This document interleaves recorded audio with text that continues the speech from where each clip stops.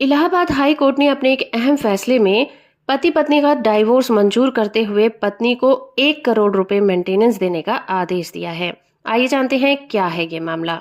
Case का title है Ashok Jha versus प्रतिभा झा और इस केस की सुनवाई जस्टिस सौमित्र दयाल सिंह और अरुण कुमार सिंह देशवाल की बेंच कर रही थी।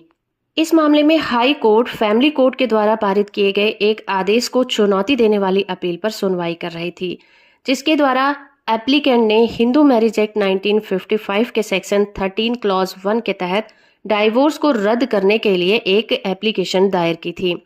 इस मामले में एप्लीकेंट पति और डिफेंडेंट पत्नी ने अपनी मैरिज को खत्म करने के लिए हिंदू मैरिज एक्ट 1955 के सेक्शन 13 क्लॉज 1 के तहत एक आवेदन दायर किया।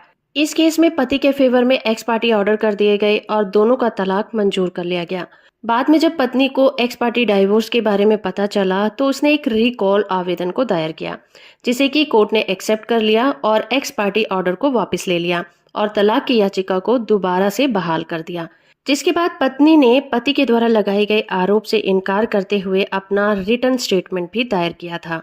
फैमिली कोर्ट ने अपीलकर्ता पति की तलाक की याचिका को इस आधार पर खारिज कर दिया कि एप्लीकेंट पति पत्नी के द्वारा की गई क्रुएल्टी को कोर्ट में साबित नहीं कर सका था।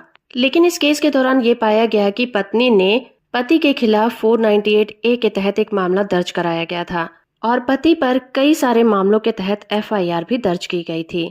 इस केस में इलाहाबाद हाई कोर्ट ने पाया कि दोनों ही पार्टीज ने एक दूसरे के खिलाफ बहुत सारे क्रिमिनल केसेस को दायर किया था और प्रॉपर्टी को लेकर इनके बीच में बहुत ज्यादा डिस्प्यूट भी था।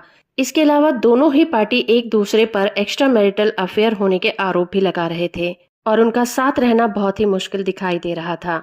इसलिए हाई कोर्ट ने डॉक्टर निर्मल सिंह पनेसर वर्सेस परमजीत कौर पनेसर के केस में दिए गए ऑर्डर का हवाला दिया। इस केस में कहा गया था कि किसी को इस तथ्य से अनजान नहीं होना चाहिए, मैरिज एक इंसान के जीवन में इम्पोर्टेंट पार्ट है और समाज में ये अलग भूमिका निभाती है और हमें नहीं भूलना चाहिए कि मैरिज होने के बाद समाज में बहुत सारे रिश्ते पैदा होते हैं और पनपते हैं, लेकिन इस रिश्ते में दोनों का साथ रहना बहुत ही मुश्किल दिखाई देता है। इसीलिए पति की फाइनेंशियल कंडीशन को देखते हुए कोर्ट ने उसे 3 महीने के भीतर स्थायी गुजारा भत्ता के रूप में 1 करोड़ रुपए भुगतान करने का निर्देश दिया है। वीडियो इन्फॉर्मेटिव है तो आप इसे लाइक, शेयर और चैनल को सब्सक्राइब करना बिल्कुल मत भूलिएगा।